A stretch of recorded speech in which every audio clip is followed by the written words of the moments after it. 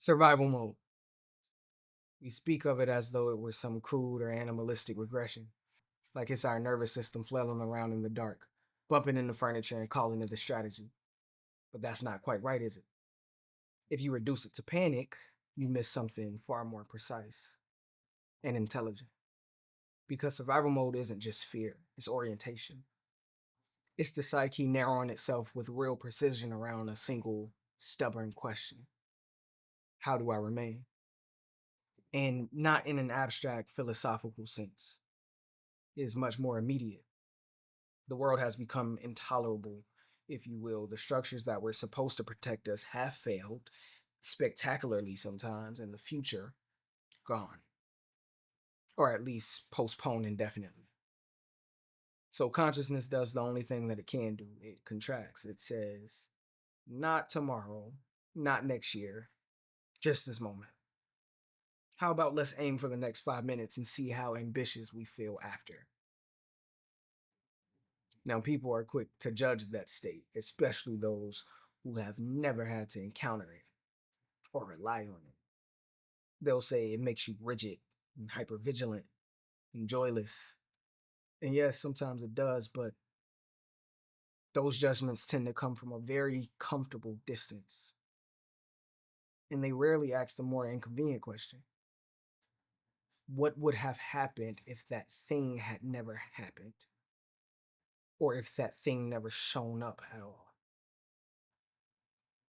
Because when a child is confronted, well, anyone really, but specifically in children, at least in my case, as a child, when I was confronted with something so profoundly grotesque and out of place, it broke reality itself.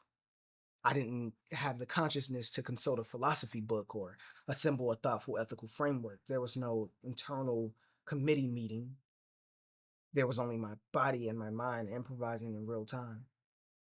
And survival mode in that context is not cowardice. It is courage compressed into instinct. And courage here, it doesn't look heroic in a cinematic sense, right? There's no swelling music and dramatic builds. There's no heroes logo in the sky standing over the city looking down, ready to save it. It's much more simpler. It's that part of the psyche that refuses annihilation. The part that insists, whatever happens, I'm still here.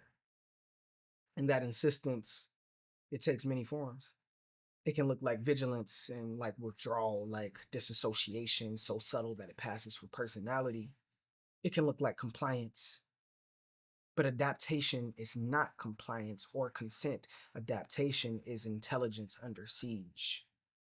It is the mind doing the most sophisticated thing that it can under impossible conditions and circumstances.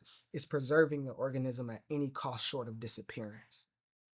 And from a philosophical and historical perspective, this is not new, right? This is not some groundbreaking insight. It's simply one that feels new when it becomes personal to you.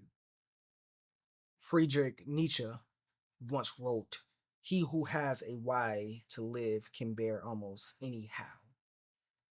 But what's often missed in that is that before the why becomes articulate, it exists in a more primitive form, just a sheer refusal to vanish. Viktor Frankl, writing after surviving the concentration camps, he observed that survival precedes meaning. One does not philosophize first and endure second, but one endures and only later asks what it meant. What we call survival mode, then, is that pre philosophical layer of will and sheer strength and raw, undefined insistence on being that later becomes the very ground from which meaning, ethics, and even grace are constructed.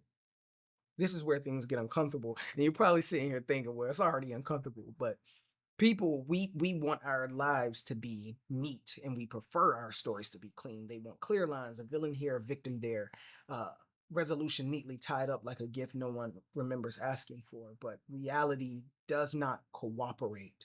It is messy and far more tragic and far less interested in narrative selection and satisfaction. Meaning, if it shows up at all, it doesn't bypass that tragedy, but it moves through it. So then comes the harder question: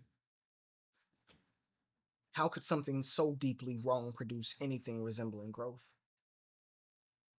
And not growth in the shallow motivational sense, I guess. And certainly not everything happens for a reason, which is a phrase that tends to collapse under the weight of real suffering. What we're pointing to is something far more demanding of us. I call it grace. Most people call it grace. You call it grace if you like or if you will, and but not the soft, sentimental version, not the kind that erases accountability or pretends the past was acceptable. That is a forged thing.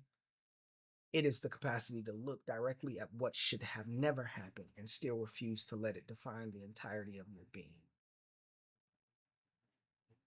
Grace, in this sense, is not gentle, it has edges. It's the recognition that survival itself, continued awareness, continued sensitivity, the refusal to become cruel in the face and in response to cruelty is already a kind of victory.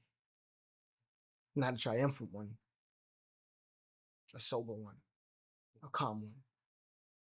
Survival mode then isn't the end of development, it's the scaffolding that makes development possible. It's the bridge that's built out of necessity and not beauty.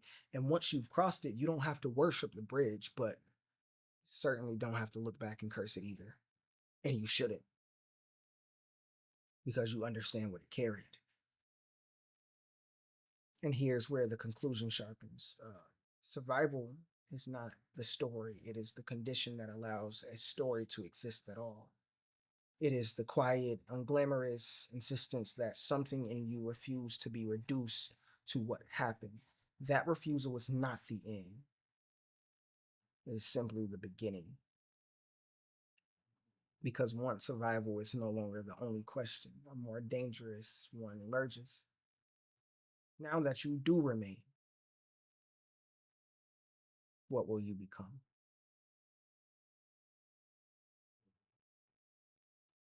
And this is where part two begins.